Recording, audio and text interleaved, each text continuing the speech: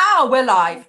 Hello, everyone that will be watching us live today on this very miserable Sunday near Jackie and I. We hope it's snowier where you are. That's what I would like to say in December.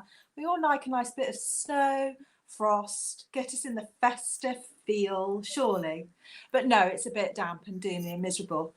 So I saw Jackie this morning at the gym and we were like, yeah, we're going to do this. We're going to bring back one of Jackie's restorative sessions on a Sunday. I know I'd like it. And when we saw Jackie on Friday, what was really interesting, as always happens, is a conversation topic always materializes of its own accord, doesn't it, Jack? And on Friday, a couple of our lovely followers both basically said, how do we go about saying no? We found it really hard. And at the time we were like, well, this is a discussion in its own right for another time. Came off the session, was like, right, well, looks like we better start again with our Sunday sessions. And today is all about how to say no and how to say no well, and especially at this super stressful time of year if people aren't careful, because Christmas can be super stressful. And it really made me giggle this morning because Jackie said no to me and I said no back to Jackie. We had an awful lot of no's going on. So at 8:30 a.m. I get a message from Jackie going, not coming to the gym this morning? No, not coming. To which at 8:31 I wrote back, no way, you're coming. 8:35 a.m. Jackie goes, oh, go on, all right then. And we meet at the gym a few minutes later. So obviously we're not here to tell you that you should be screaming no to everything and everything, because obviously a little bit of yes is a good thing. But I do fully appreciate how difficult it is to say no. Every day in work, I have to say no to someone or something or something that possibly could be incredible. But you just have to know what your limitations are, what you can do, and when you have to say no. Over to Jackie. Yeah, so I really wanted to say no this morning. In fact, I was very solution focused when I woke up because I was all very, very snugly in my bed, very snugly, which for me is, doesn't happen all the time on my own. And I just woke up at 8:30 and I was like, do you know what? I'm not going to go. So I'd made my own decision until this madam came along and said, yes, you are. And then, of course, I was like, oh, come on, you've got to do it. You'll feel better. So I did. I had a banana and I went. And so it was good. However, in these stressful times, it doesn't matter that it's necessarily COVID or Christmas or whatever, saying no is really difficult for us in our society. One of the reasons why is that we are basically socialized to say yes. And we are socialized to be responsible for other people's feelings.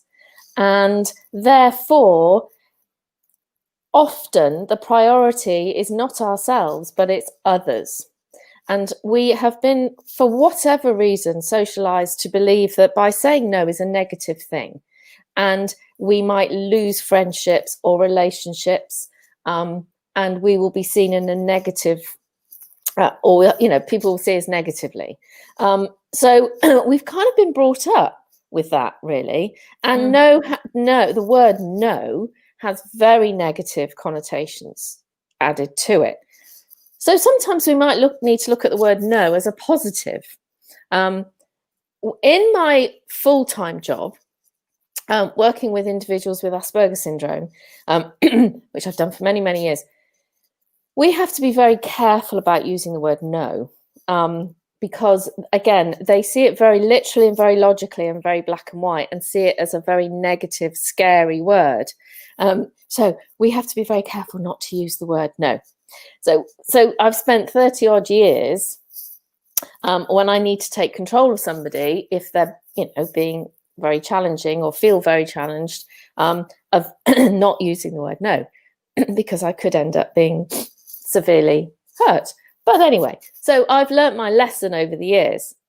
But for us, sometimes we need to think, okay, when we've got, say, customers like yourself and me, contacting us saying, could you see me tonight? Could you fit me in tonight? I mean, some of my clients, I say yes, because of course I know that they're in dire straits and they just need an hour of my time. And if I've got an hour, then I'll give it.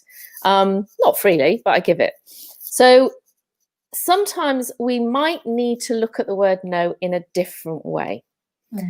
If we're using it, why are we using it? List in your head the reasons why and the benefits to you. Now, we might struggle with that, of course, because like I said, we're socialized to think of other people all the time. So this is a new way of looking at things. And I've always said in our lives, the most important person that you can take care of is you. Yes. And again, people go, oh yeah, but that's easy to say, and all the rest of it, and I wish I could, and all.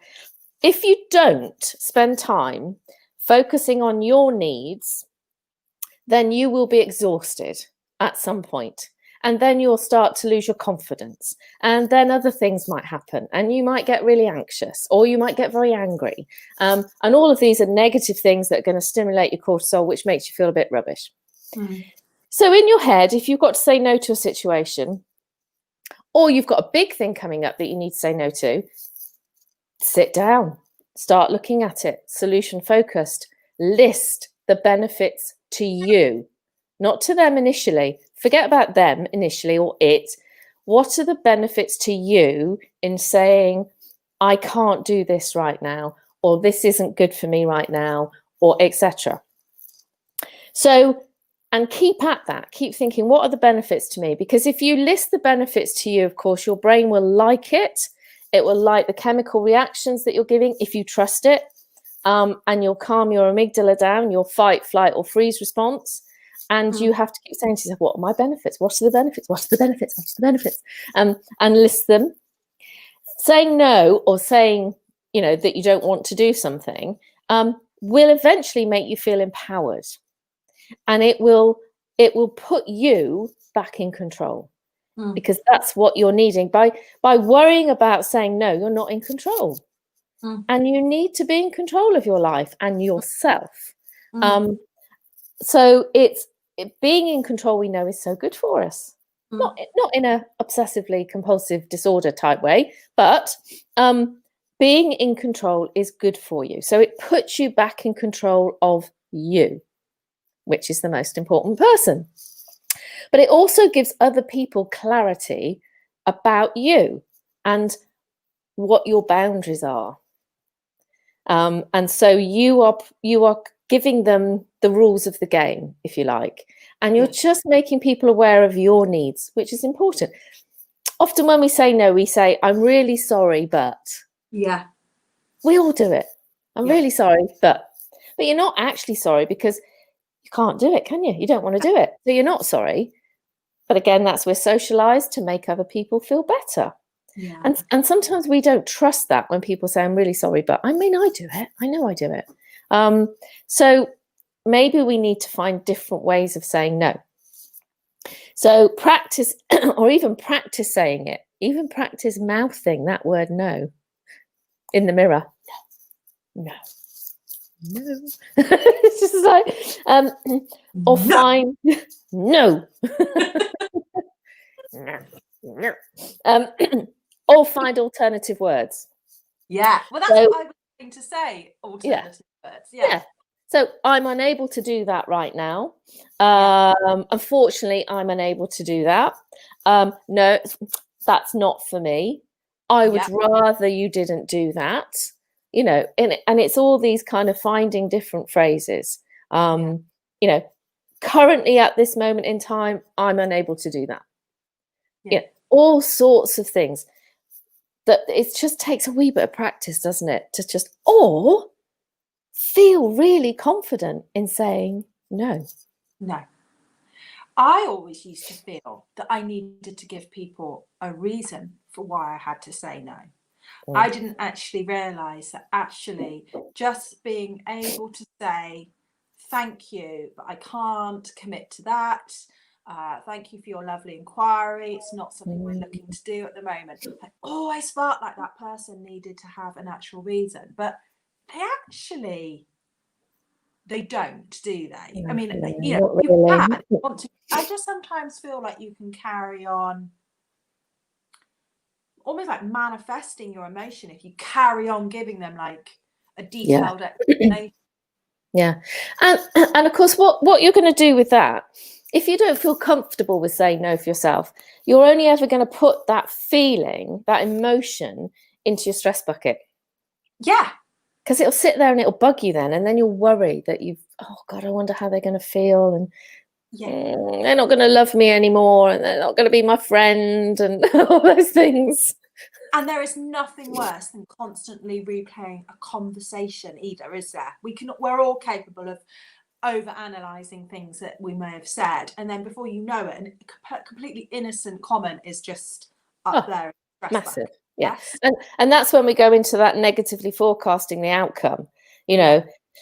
So if you have got a big decision to make, or even a tiny one, you know, we negatively forecast what the response is going to be. We dream up what this poor person is going to say to us, and they've got a bloody clue. We've turned them into a monster with horns, and like, you know. And they would be mortified probably, you know, if they knew that, or actually we're giving them too much importance as well. Yeah. There is an element to that, you know, that we often give people far too much space in our head. That we've got other stuff to worry about, you know, and yet we're giving this person, particularly if it's a person, or, you know, it's just, how many times do people say, well, it was never as bad as I thought it was going to be? How many times do we say that? No, I mean, all the time. It's because we negatively forecast what the outcome is going to be, and we build it into this great big flipping nightmare of a film, and, you know, and it just gets so out of hand. But it's amazing that when you build your confidence around other stuff, how saying no actually becomes much more natural to you. And also it's a healthy thing to do, you know, because if you're worrying about saying no or letting people down, all you're ever going to do is feed your gut with anxiety and stress hormone. I can always feel it. I have a special spot in my stomach that always starts going when I know that I'm biting off more than I can chew, probably. Because they say, don't they, that your stomach is your second. You've got 3 brains. Go on. Yeah. Got your brain, your heart, and your gut, your stomach. Because they reckon, and I was on a hypno supervision Zoom yesterday, and we were talking about the 3 brains, and they were saying that the new research is showing that our brain actually gives a lot more our heart gives a lot more messages to our brain than we thought. And, you know, so that's, but I guess what they're saying with that, I need to look into it more, but it's about the blood flow. If we're anxious, our blood doesn't flow. I mean, you know, doctors will know more about this than me, but that's my kind of, I will look into it, but I'm sure that's the thing. So if we're stressed and we're anxious, our amygdala's on guard, so it makes everything tight, and we're not breathing properly. You know, Maeve will talk about that. You know, the whole, if we breathe properly, the messages go to the brain. So the heart is a really important thing. And then, of course, your gut is your other brain. That when we're anxious, you know, we feel that cortisol inside our gut, and then the muscles, like you said, start cramping. I understand what the cues are for my body and how to deal with it and various things. And obviously, you know, I talk to you, Jackie, and I love my exercise and things like that. But I know only too well, guys, what it's like when you start, and then it becomes a bit of a snowball for me when because you start to almost feel like and because you've said yes to that, you then feel obliged to say yes to that, and then it makes it difficult to say no to that, and sudden. And you know, we also fantasize, because by fantasizing we get a bit of a hit off it, even negative fantasy. So we start fantasizing about it, because social groups are really important to us. We're animals, and so it's really important that our tribe is around us. And people put stuff up on Facebook or on Instagram, and you think, oh, I really should. I should be part of that. I can't say no to that, because then what will people think of me?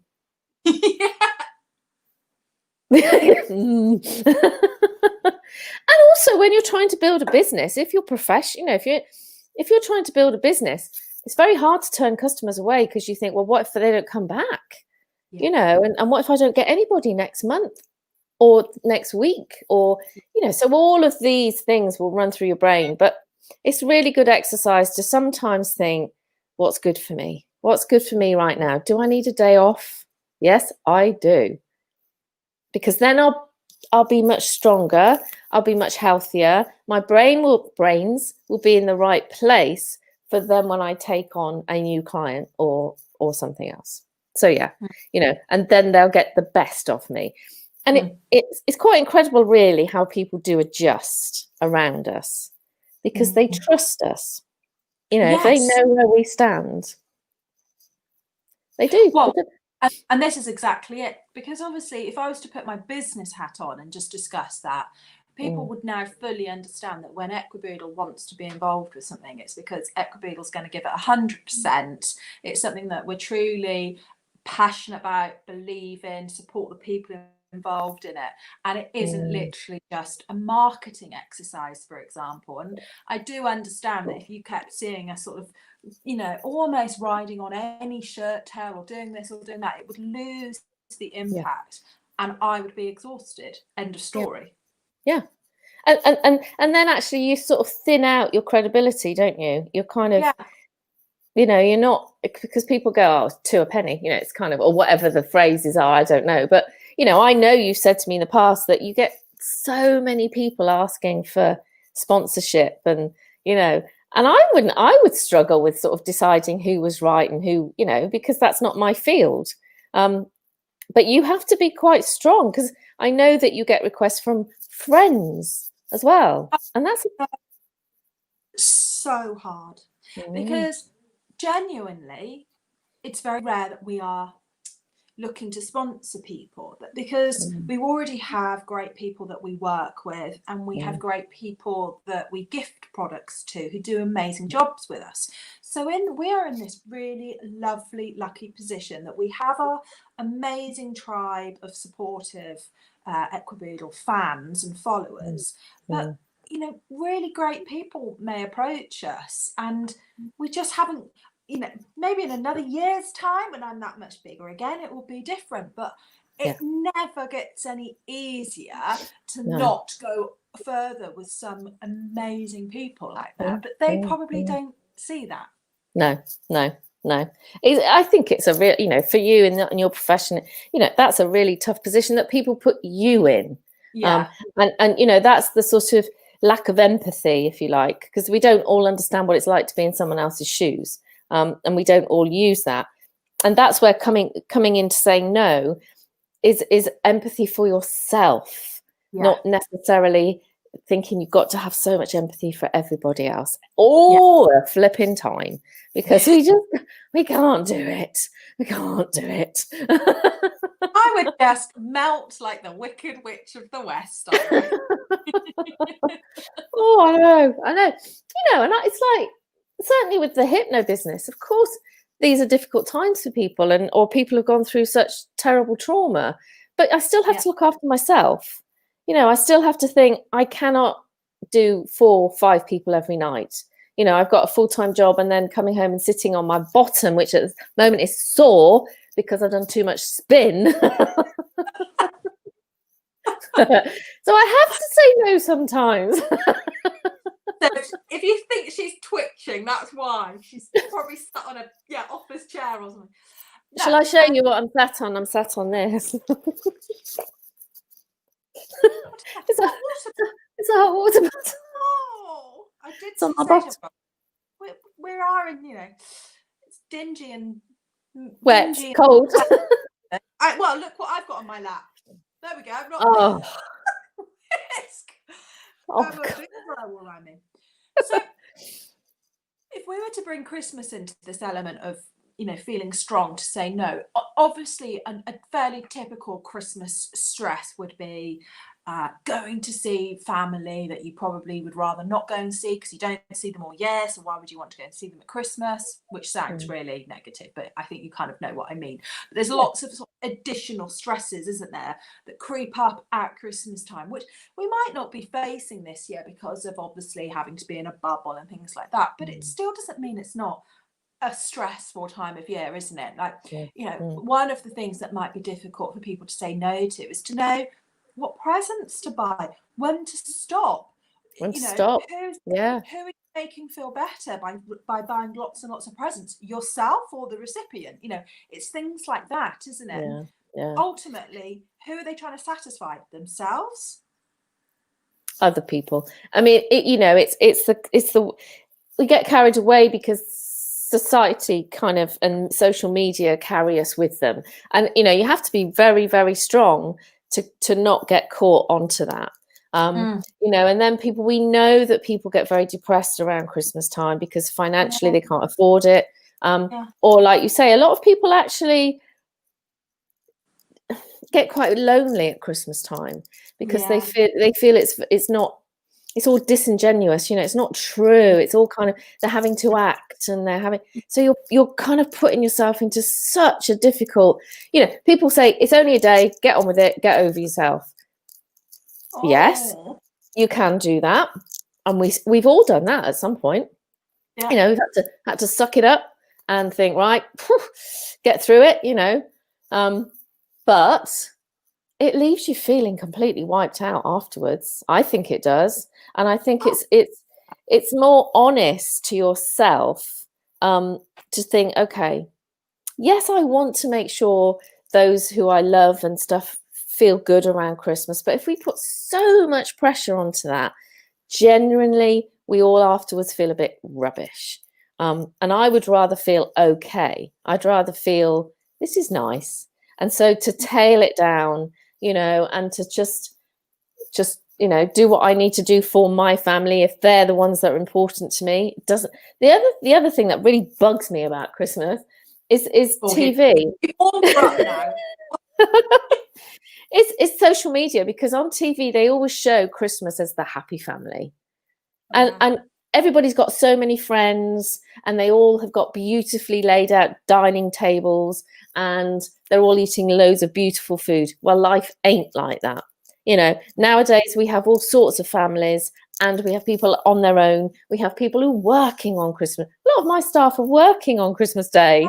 They're at work. It's like, so it's a tough one, Christmas. And I think that is about sometimes sit down, get yourself a cup of whatever it is that makes you feel okay. Take those nice breaths, slow your brain down, slow your muscles down. Make a list of what is good about this for me. What is good about going shopping? What is good about getting ready for Christmas for me? Yeah. Would I like to see it in a different way? How would I like to see it in a different way? Maybe start painting a different picture of how it will be okay for you. Yeah. And, you've mentioned already that you're changing this year's Christmas a little bit. You're going to become a bubble. And actually, then you can start, once you make that decision, you can then start really embracing it and visualizing it and thinking, what will be lovely about that? What's that special time mean to me? And just keep bringing it back to you. I do I have a little routine which I don't mind sharing with you all, because Jackie will approve of this routine, and I enjoy it very much. And my days always start off a little bit like typical school mum, like bundle kids into cars, drop them off at school. It's all a bit, whoa. But when I get into work, I make myself a drink, and then I sit in my office. It's always around 9 o'clock, and I just chill out. Some days I might not listen to anything. Some days I might listen just to some really lovely music that I love. But I really do just sit and I just think. it's almost meditation, but it's not, because I'm in a shop environment and anything could actually happen. But I do really think about what it is that I want to do and how I'm feeling and things like that. And I really enjoy doing it. And in November, I was really concentrating on December and really thinking, like, because my Decembers historically have been horrendous because the shop gets ridiculously busy, which is amazing. Online gets busy, fabulous. But they also, the added pressure of people thinking, I am Royal Mail, I am Parcel Force. The times I get told that I've ruined people's Christmases because things haven't arrived. I can't even begin to tell you that the things that you get sent. And I just thought, I'm not doing that anymore. And so I sort of put into place a few things in November for December, because I was just like, and I was telling everyone, every possible opportunity, no, December is different this year. We are keeping it calm. We are doing this, we are doing that, because I need to keep saying it to myself. To hardwire it. It. Yeah. And that is incredible. You know, that just shows you the strength that you have got inside you, you know, but you have to work at it. Like you said, I just have to really work at this. Every day. And you can still, you only need to get one email. I had one recently. You just only got to get one email and it starts like taking you back. Not doing it. No. But no. And that's so important for your mental health, you know, because Christmas is only a short period of time. It's a week, really, I guess, you know, with the whole New Year and all the rest of it. And that's another thing, the expectations of New Year. But, you know, to set those goals, your brain will love it, because you'll get the dopamine rush. You know, you set a goal, you've achieved it, you'll feel good about it. You get your lovely serotonin pumping. So actually you're doing your physicalness a world of good. So much better for you. This time last year, I was exhausted. This time last year, December was done. And I was like, I was literally saying to everybody, I've just got to get through it. And like looking back on it now, I'm like, why should I have just had to have got through it? It's December, it's Advent, it's everything about it is meant to be fun. Hence why I've been doing terrible daily jokes. I don't know if you've seen them or not. This year, it's all about fun. I'm still going to be professional, but it's got to be fun. And I enjoy doing it and things like that. So yes. It's lovely to see. We all just deserve it. And why not? You know, there's that whole saying no. Sometimes we feel very guilty. You know, we all get a bit guilty, and we then, you know, and all the flipping pressure that we constantly put on ourselves. It's madness. You know, we are entitled to have a wee bit of fun. We are entitled to have a laugh. You know, and we are entitled to sometimes say no to our friends who make us go to the gym in the morning. She even mentioned me going to the gym on a Monday morning at 7. No chance. No, I am definitely saying no to that one. And I don't feel guilty at all. And all I would then like to say, followers, is that as we left, Jackie turned to me and she went, "Oh God, you're good now." And I went, "Yeah, I know, I learned from the best." As Jackie learn together. Danced out of the gym feeling fabulous after, yes. I did. I feel great. We're going to do a similar discussion to this as well, about the importance of saying yes to things. This isn't Jackie and I telling you all that you've got to start becoming all, you know, we don't want you to start putting up barriers and stopping yourself from doing amazing, incredible things. Because again, just to refer back to the gym, I said no to Jackie for about 6 months when she was trying to convince me that I needed to go and do something like this, and it's turned out to be one of the best things I do. I utterly love it. So you know, there has to be a time as well that you've got to take a deep breath and do things that you might go want to do. But you know, we are talking about sort of the daily things that over time build up, I guess, and really do come out at this sort of time of year when it does. As you've the emphasis is on us all to be so blimmin' perfect. So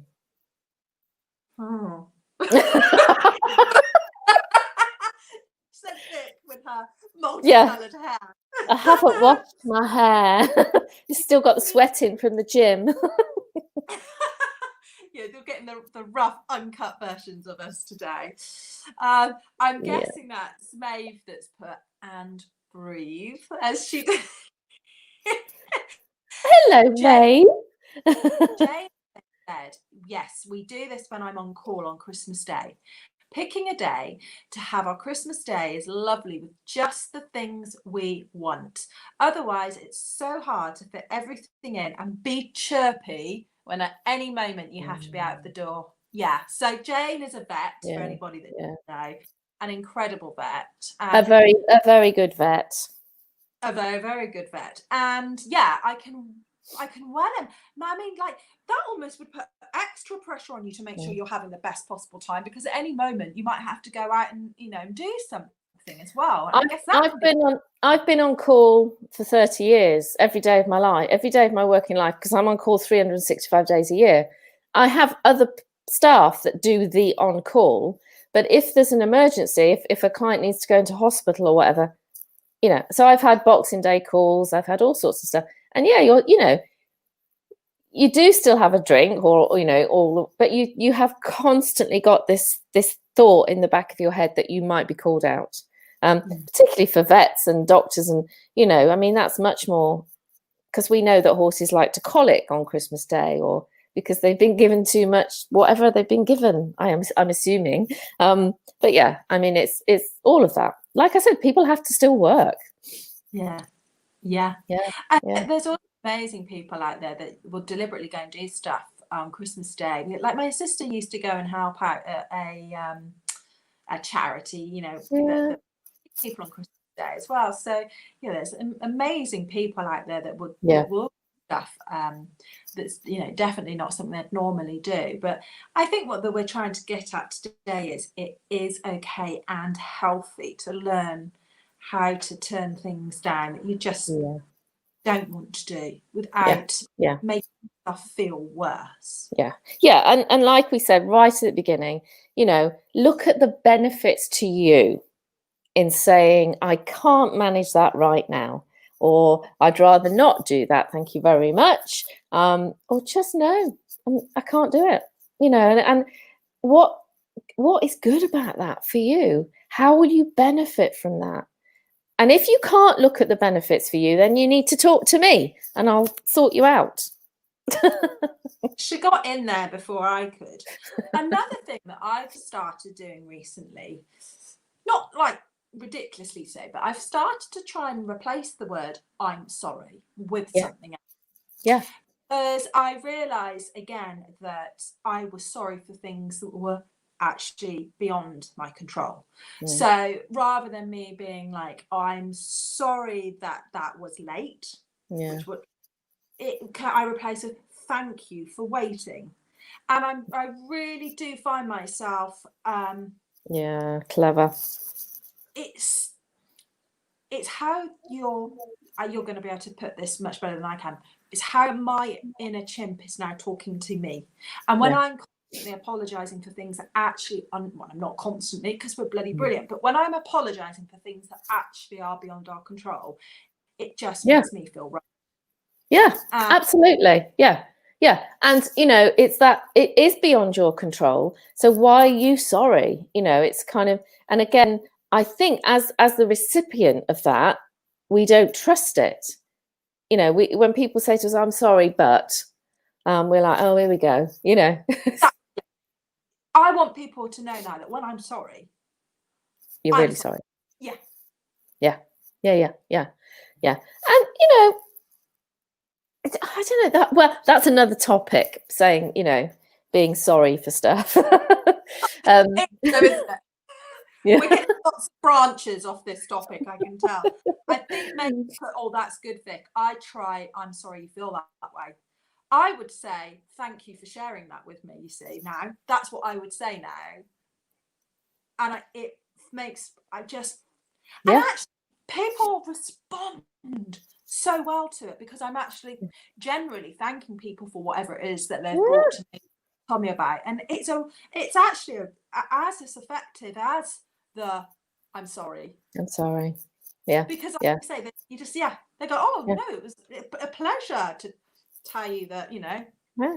And also, you're not being responsible for their feelings. You are just saying, look, things happen. It's beyond my control.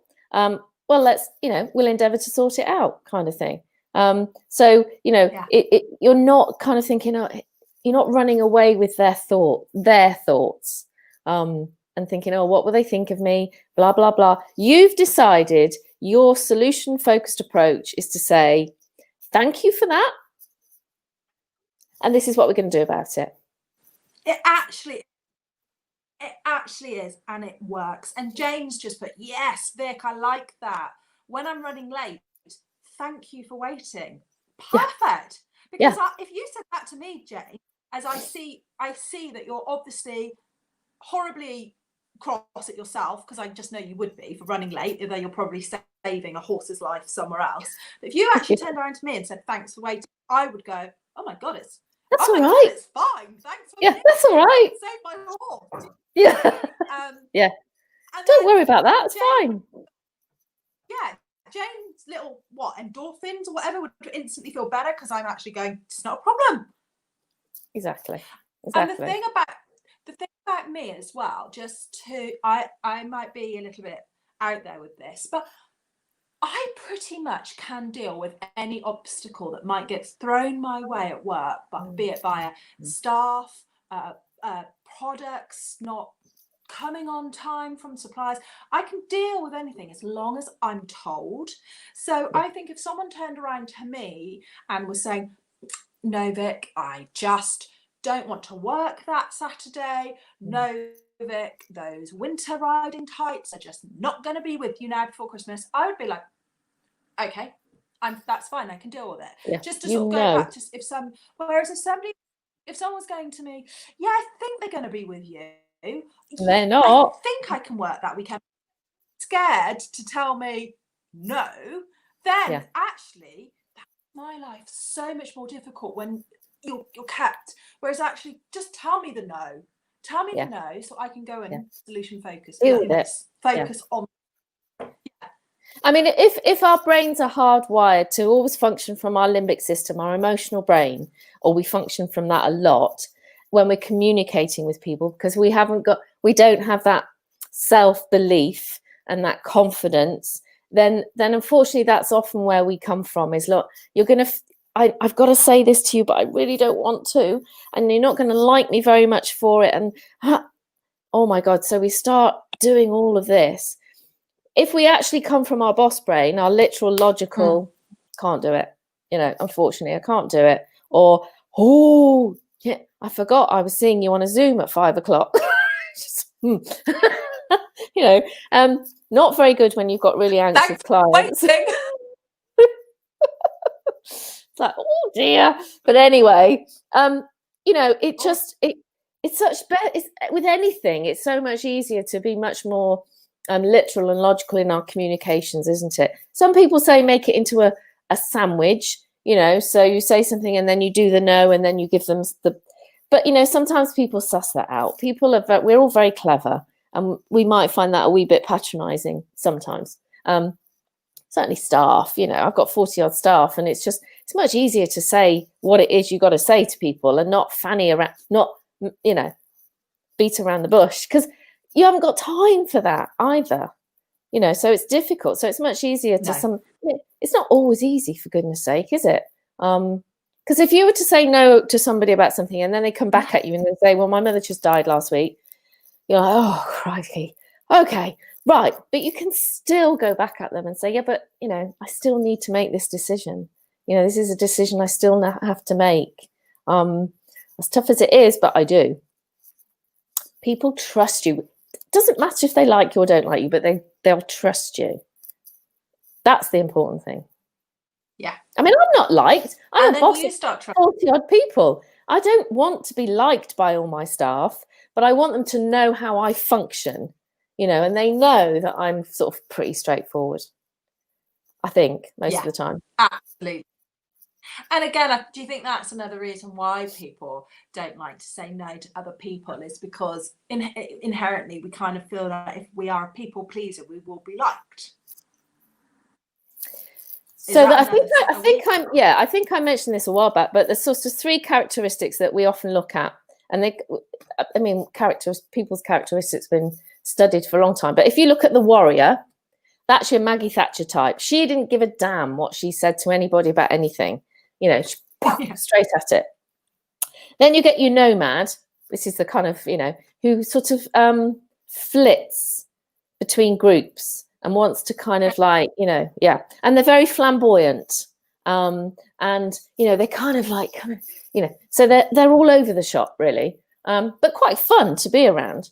And then you've got your settler. Now, your settler is the person that wants to keep everybody else happy.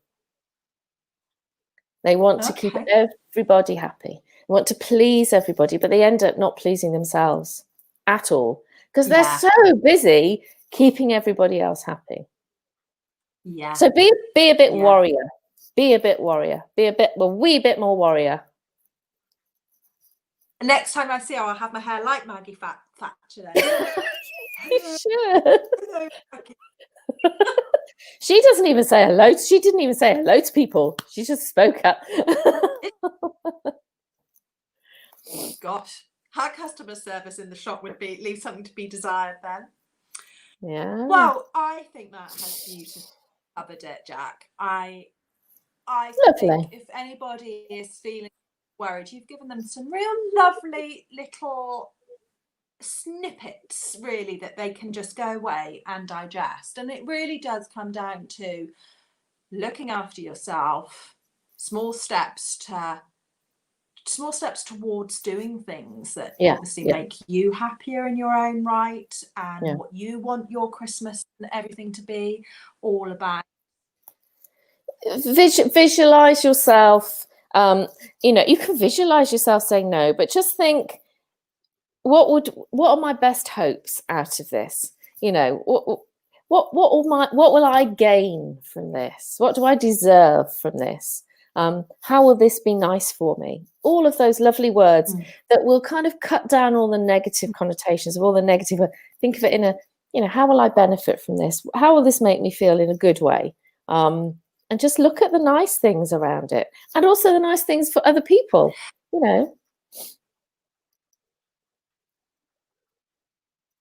And then again, one thing that you always like people to do, I presume you still do, is if this hits home with anybody that really is starting to feel some anxiety or any kind of unsettling emotion in this time, you really like it when people sort of tell us about their 3 positives, three good things that have happened that day, like that, because that's one of the quick ways to start reworking the brain, isn't it? To stop worrying about things and focusing on what's good in the here and now. And slow down, allow the brain to slow down. And even when you start talking in a much more slower way, and you just say things like this, and the brain will go, everything's starting to slow down. Something's come up on my screen, but I should turn it away. But just like Maeve said, and breathe, but just slow everything. Yeah, I think Maeve's put 3 daily positives has been a game changer for me. I only think it's Maeve because it just says Facebook user, but I think it's her, because I used to see those 3 daily positives almost every day, and it was as lovely for me to read them as it probably was for Maeve to read them. Again, I think you've said in the past, Jack, that we simulate, we get the same reaction from seeing other people. Absolutely. Things. Lovely things. Maeve does it on her Instagram account. So she always puts 3 daily positives, and it's generally around the horse and the dogs, sometimes the children, but it's lovely. But it is lovely. And then sometimes I'll comment, but of course what that does is it stimulates me to do something, to say something nice to a person.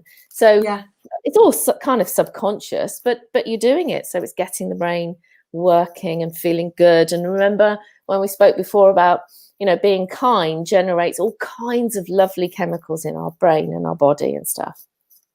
I love that. Anybody has been listening to this either now or when we post it later on IGTV, and they feel like they would like to reach out to Jackie, where can people find you, Jack? In my kitchen. under a Christmas tree, the present Yeah. we all deserve. Yeah. Yeah, and on Instagram, JMC Hypnotherapy.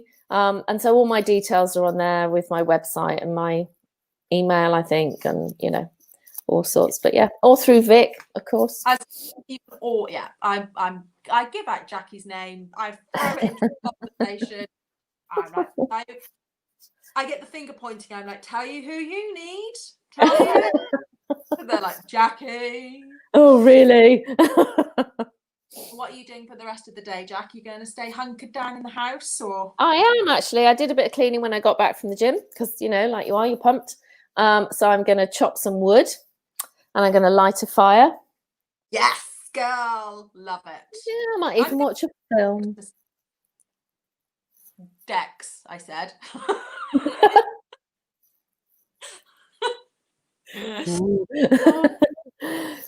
Saying you come highly recommended. Yes, everybody highly recommends you.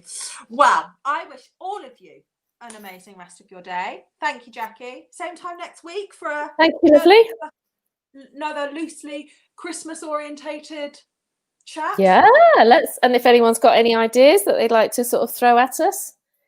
Yeah, I mean, as I say, this conversation came about so naturally. I loved it. So yes, I'm sure something else will crop up in the next week. I'm also really excited to see what your thoughts are on New Year's resolutions. I don't know where we're going with this. Yeah, I don't. Yes, I reckon you're going to be slightly topical on New Year's resolutions, aren't you? But we've got to talk about it anyway. Many thanks, Jack. Love you. Take care, everyone. Bye, everyone. Bye-bye.